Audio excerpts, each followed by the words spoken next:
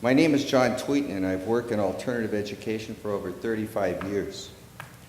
I know the students and the families that need the resources that alternative education has to offer. Tonight, I want to share important information with you that is meant to help you see the picture factually with research data. I call this picture a burning issue. It demands a response from all of us, and especially from the soon-to-be selected Superintendent of Santa Clara County Office of Education and its board members.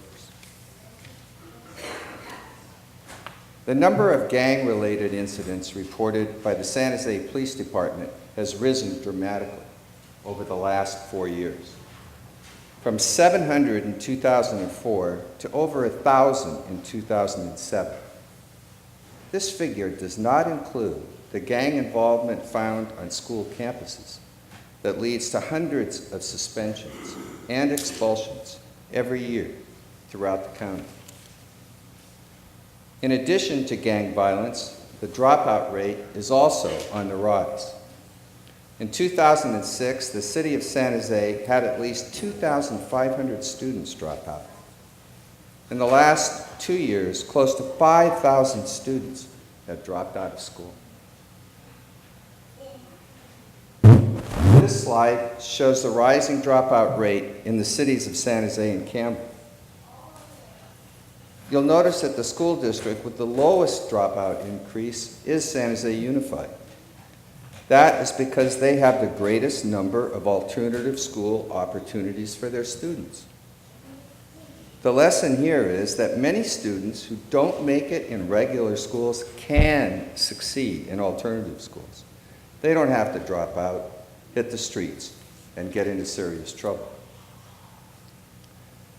Recognizing that quality education services do turn students around, it is a shame that in Santa Clara County we have the lowest level of alternative school services for all counties with enrollments over 90,000.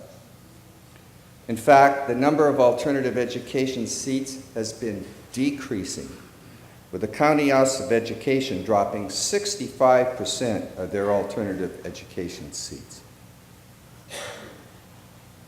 PACT began a serious effort to increase alternative school opportunities in 2001.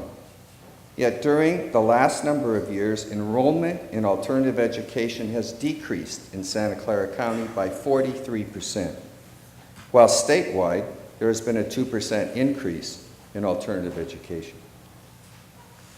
Why do so many students need alternative education programs? Some of the important reasons are poor school attendance, behavior problems, students way behind in credits, students that are incarcerated, students that are expelled from traditional schools, and many who don't see the relevance of their education.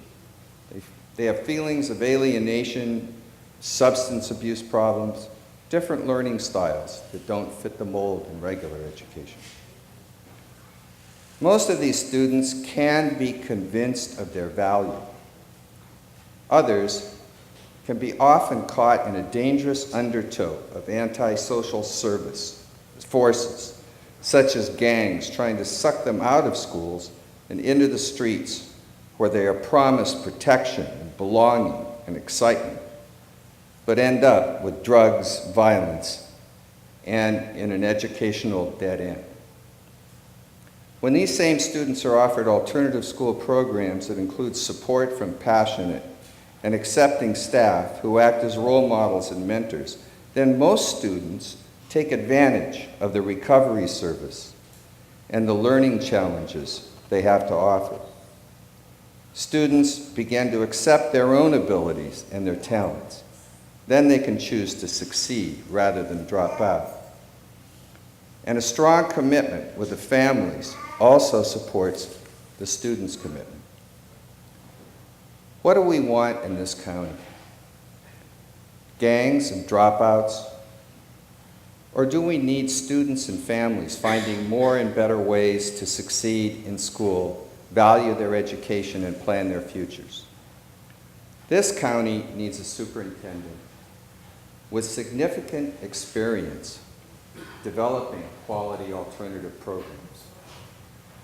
The superintendent needs to know how to support school districts in also providing successful dropout prevention programs. Students, families, and school districts are all consumers of the Santa Clara County Office of Education Services. We need to work together with trust and mutual respect. Wouldn't that be a great way to put out a burning issue?